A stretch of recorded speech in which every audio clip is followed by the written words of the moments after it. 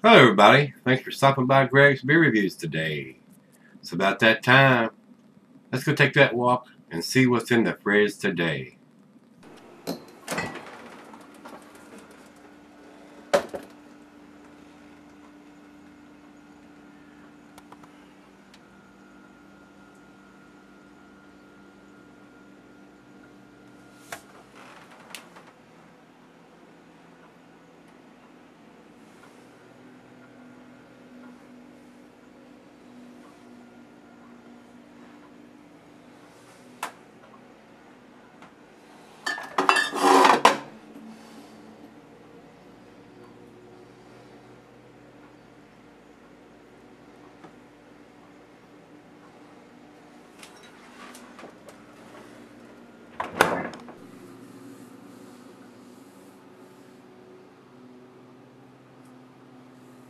Hey everybody, thanks for stopping by Greg's Beer Reviews today. Looky here, we got a Dogfish Head Brewing. This is their fourth.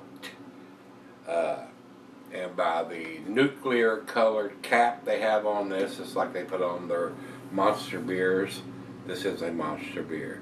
This is an 18%. And this is classified as a fruit vegetable beer. I'm not a big fan of the fruity beers, but my brother Nate sent this to me to try. I have not had this beer before.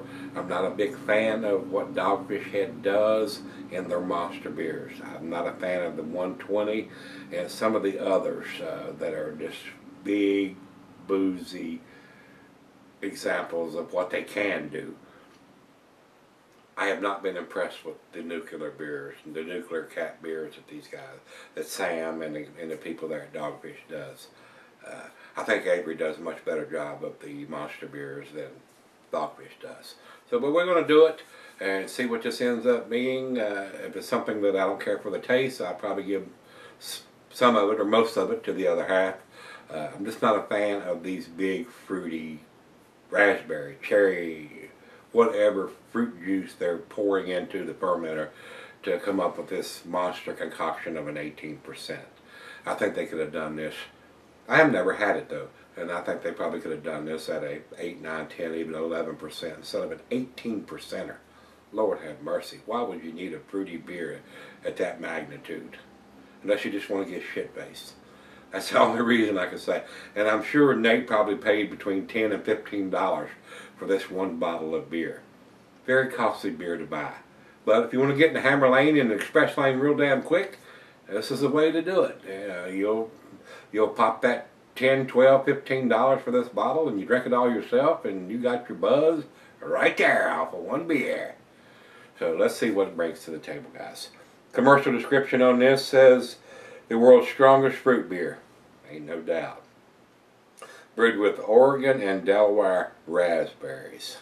So, I do like raspberries, but I'm just not a fan of it in my beers. I'm more of a hoppy and bourbon barrel stout kind of guy. I do love dark beers, and I do love IPAs and double IPAs.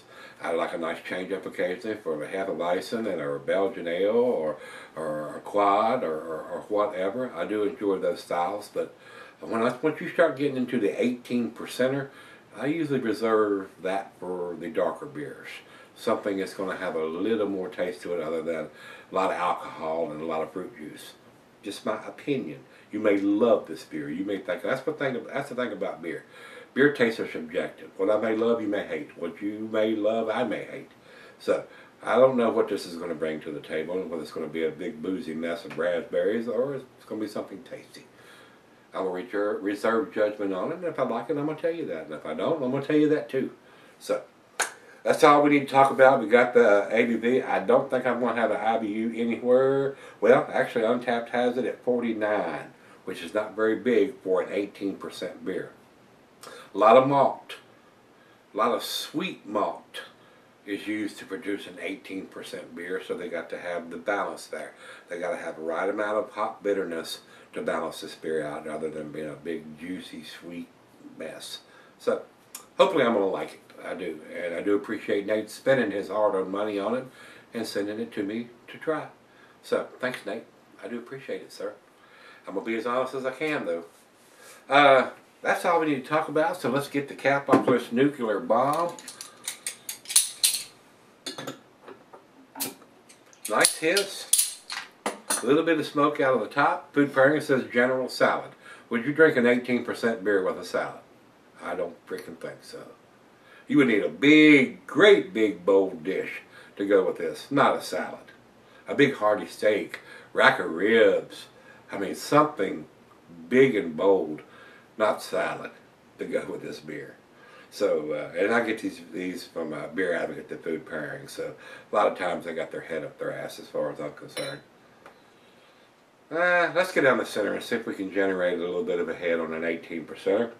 That's right, a pint back of 9 tumbler mug, signed Seidel. I'm using my favorite snifter. And it says here, not recommended for extending celery unless the ABV extends the average range. Well, tell me guys, you think an 18% extends the average range? Why would you even write that?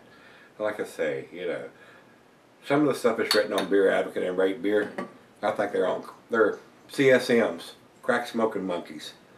Half a finger of head on that pour, a little bit of chill haze on the bulb part and the big part of the glass, but I can see right through the thin part here. So, let's get the nose to it.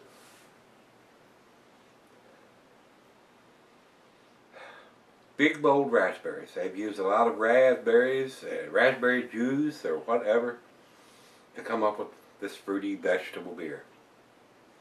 There's some alcohol in the nose. I'm not going to lie to you guys. It's 18%. To me, with the alcohol and the raspberries, it's almost got like a slight vinegar smell to it. Well, it's time to dive in. Let's do it. Cheers, everybody. Cheers, Nate.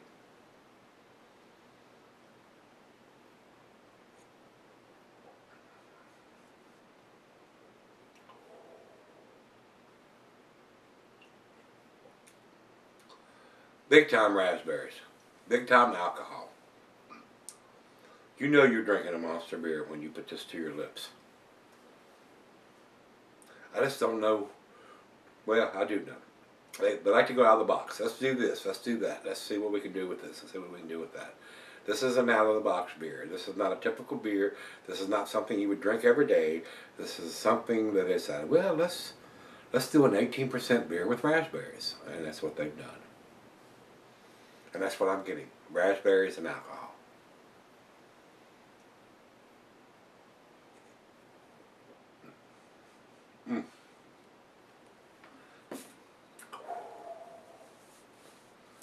Woo! That is a monster beer, guys. Ain't no doubt about it. If you're into the fruity beers and you want to get in the Himalayan real damn quick, pick you up one of these high dollar beers from Dogfish Head, the Fort. I mean, other than the alcohol and the raspberries, I'm getting nothing else, guys. I'm not getting. There's a lot of heavy malt in there to brew a beer that's 18%, but the raspberries is overpowering all that. And it's got a slight red tint to it from the raspberries in the glass now. But this is a sipper.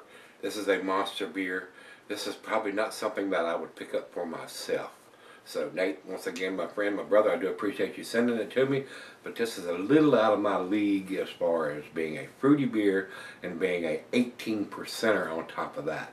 I think they would be much better off. Just my opinion, just my humble little teeny tiny opinion. This would probably be a lot better beer if it was an 8, 9, 10% instead of an 18%. A little more palatable to me. A little more refreshing, a little crisper, and not something that's going to knock your face down in the dirt if you drink a whole bottle by yourself. So, well, let me sip on it just a tad and give her some. I'm not going to drink all of this. I'm going to pour her half a glass and share it with her. And we'll come back and see where it ends up. But like I said, these big fruity beers at 18%, if it was a bourbon barrel stout, oh yeah. But a raspberry 18%er, I just don't know. I'll be right back. Alright guys, I'm back. Got just a little left here. I gave half of it to the other half. I'm not going to lie to you. I'm not into the fruity vegetable type beers, especially when they get to this magnitude at 18%. It would be a lot better beer if it was 8, 9, 10% rather than 18%. They do this because they can, basically. Not something that I would purchase, to be honest with you, because first of all, I'm not into the fruity beers, and second of all, it's 18%. I don't need that. If it was a bourbon barrel stout, it would probably be delicious. But for a fruity beer, a lot of those beers are in the 5% range, not 18%. This is 3.5 times what a typical fruity beer is. So, but on the other hand, it is boozy, but it's not as boozy. It's not like drinking rubbing alcohol. You got to realize 18%, that's 36 proof. A lot of liquor is 40 proof. Some of it's even less than that. So it's like drinking liquor. It's exactly like drinking vodka, 40 proof vodka or something like that. That's what this is. So it's made to get you in the hammer lane quick if that's what you want to get. It's where you want to get. It doesn't appeal to me though. I do think it's fairly well made. Sam does some good stuff there at Dogfish Head, and they go out of the box a lot of times on stuff like this. It works for a lot of people. It doesn't work for me. So, final chug on this beer.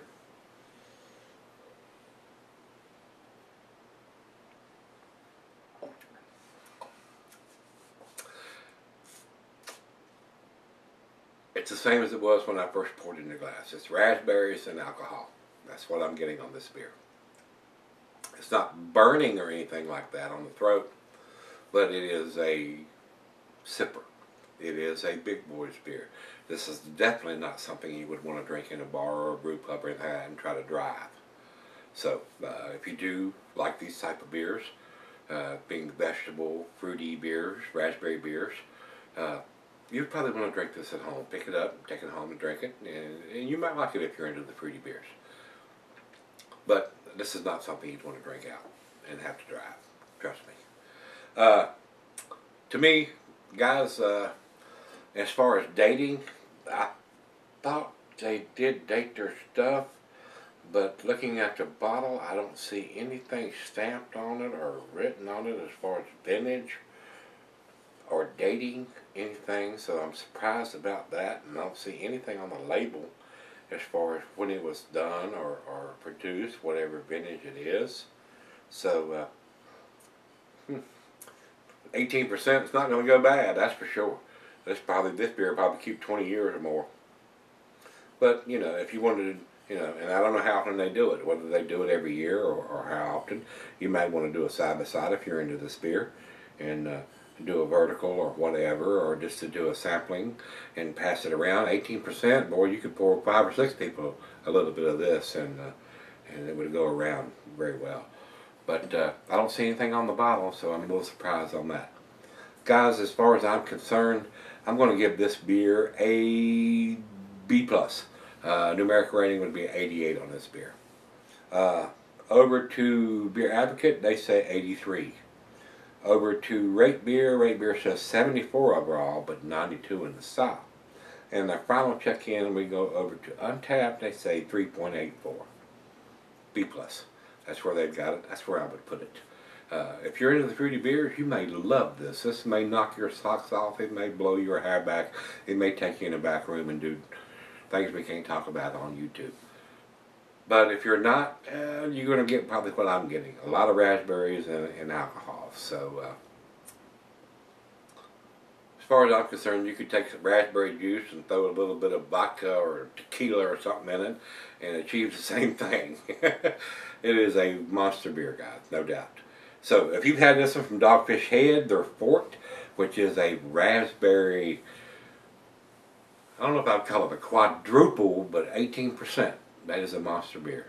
That's why they put this bright yellow nuclear cap on it, to let you know this is going to knock your face down in the dirt. And that's to put it pleasantly. It might knock a lot of other things down in the dirt. So, drink responsibly, guys. This is a monster beer. If you've had it, let me know what you think. Come on back tomorrow. Let's see what's in the fridge.